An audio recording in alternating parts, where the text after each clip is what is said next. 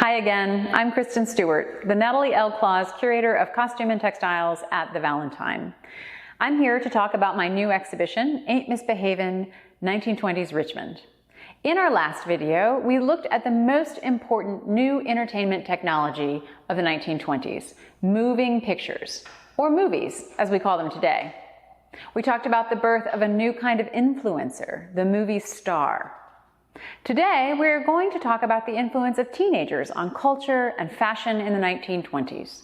Many of the most popular movies in the 1920s centered around the adventures of teenagers and young adults. This section of the exhibition, Flaming Youth, is named after one of those movies. With teenagers on the screen, young people saw role models who were their very own age for the very first time. And even adults began to be influenced by the new youth culture. For example, the style we now call the flapper style, the knee-length skirt or dress with a boxy straight cut, was based on clothing worn by girls and tweens in the early 20th century. In fact, in the early 1920s, the word flapper was first used as a sizing category, the same way that we use the word juniors today.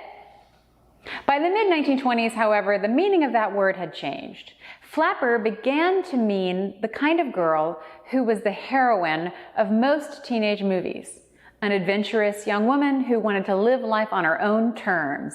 The flapper was daring, and sometimes she made adults nervous. Nevertheless, the youthful style became the dominant style of the 1920s.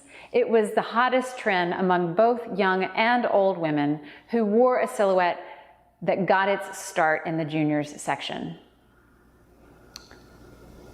In Richmond, young women's influence extended beyond fashion in the 1920s. During this decade, youth service organizations were very important. The volunteer work of clubs like the Girl Scouts was widely reported in Richmond newspapers. And young women made extraordinary strides in the field of education. In 1908, the state of Virginia passed laws that made school attendance mandatory in order to help stop the abuse of child labor. With all of Virginia's children required to attend, Richmond had to build 7 new public schools in the 1920s. These schools were unfortunately still segregated.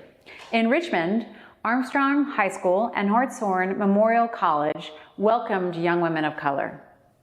Enrollment in college doubled between 1919 and 1929, and young women made up between 43 and 47% of the undergraduate population.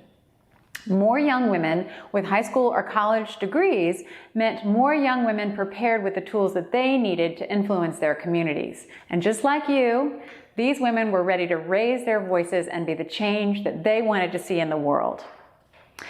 Now, next week, we're going to look at a little bit of what young women did with their free time.